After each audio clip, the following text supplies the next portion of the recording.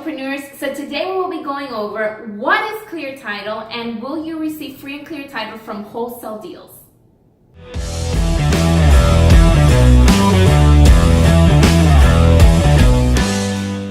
Hey guys, welcome to the Cash Flow Talk. So yes, very exciting topic because title is everything on these properties. When you're buying an investment property, the first thing that somebody's gonna ask me as a wholesaler or Michelle as a wholesaler is, are you providing clear unmarketable title? But first of all, what is clear unmarketable title? So clear title, what that means is that you have no violations, no open codes with the city, and no liens on the property.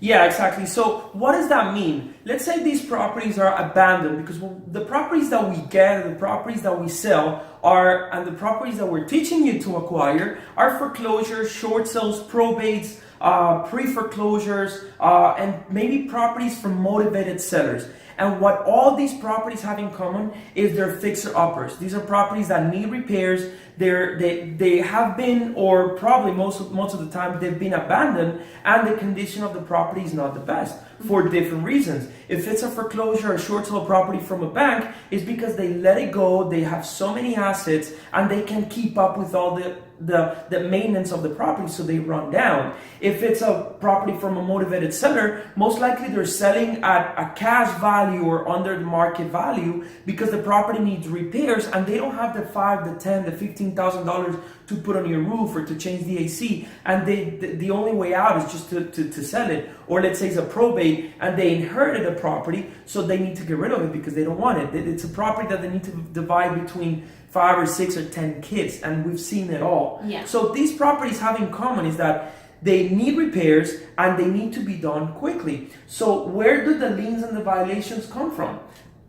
So they come from the cities, because the properties have an ordinance, or the owners are obligated to maintain the properties in good condition. A very common violation is grass, high grass, or trash in the property, or deteriorated paint in the property.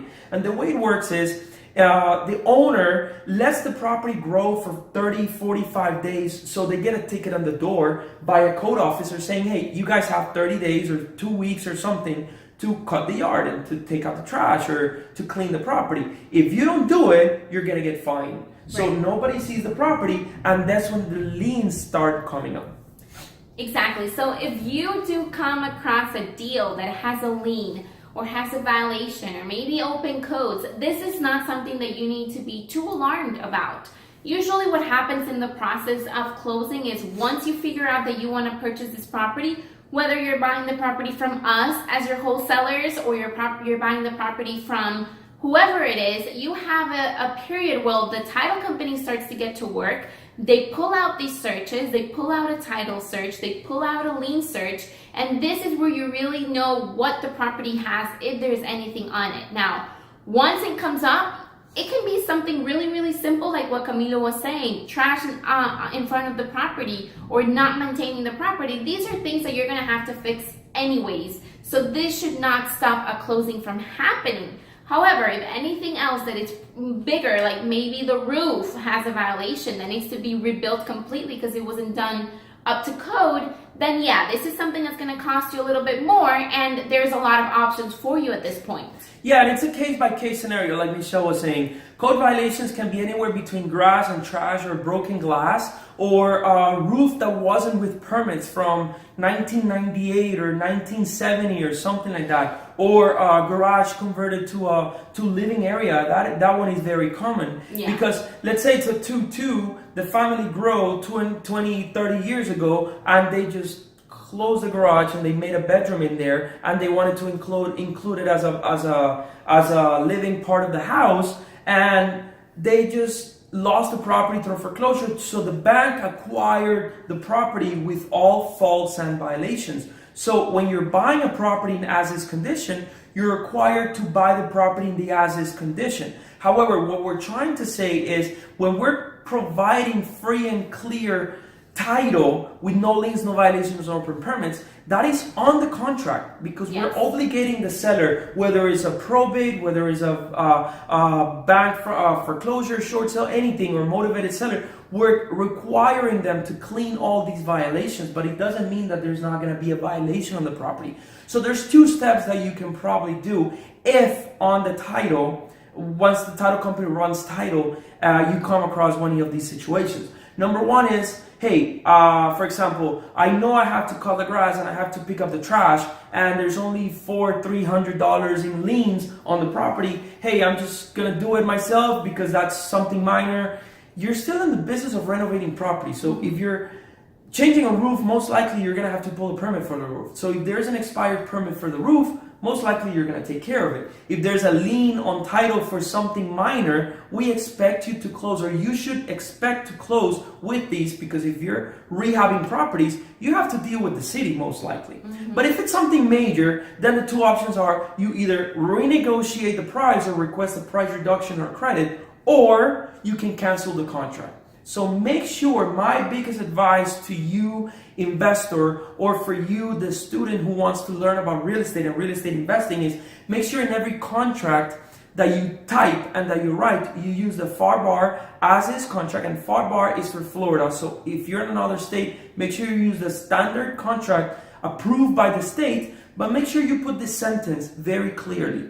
Subject to free and clear marketable title with no liens, violations, or open permits. Correct. What that means is you're covered in case something like this happens, and you have the possibility, or you have the option of either canceling the contract, moving forward, or renegotiating the price or a credit.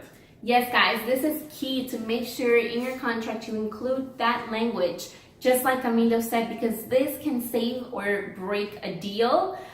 Most likely you're going to be okay. Don't alarm yourself if you have anything that comes up, but make sure you know how to handle it, because the ultimate goal of every real estate transaction is to close. So if there's anything you can negotiate with the seller, anything you can do to save the deal, do it. If you have to renegotiate the price, do it. If you can just fix it because it was something you were going to fix anyways, do it. Remember, right now it's hard to find deals. There's a lot of sharks out there. So if you have a deal already in your hands, try to hold on to it as much as you can. Exactly. Now, don't forget to watch another YouTube video that we did about a code violation that I didn't know about in one of my rental properties. Ouch. It accumulated for about 2 to 3 years, and I got to $425,000 in liens. It took me more than 6 months to clean that violation, between inspections, open permits, dealing with the inspector, going out there to the property, dealing with contractors. It was only about trash and the exterior look in the house, but it accumulated $100 per violation per day for 3 years, and it was multiple violations. The $425,000 I was able to negotiate to, I'm not going to tell you. Watch the video. Watch the video. It's a good one. You should go watch it for real. All right. So with that being said, thank you very much for watching, and we'll see you in the next video. See you guys later. Bye-bye.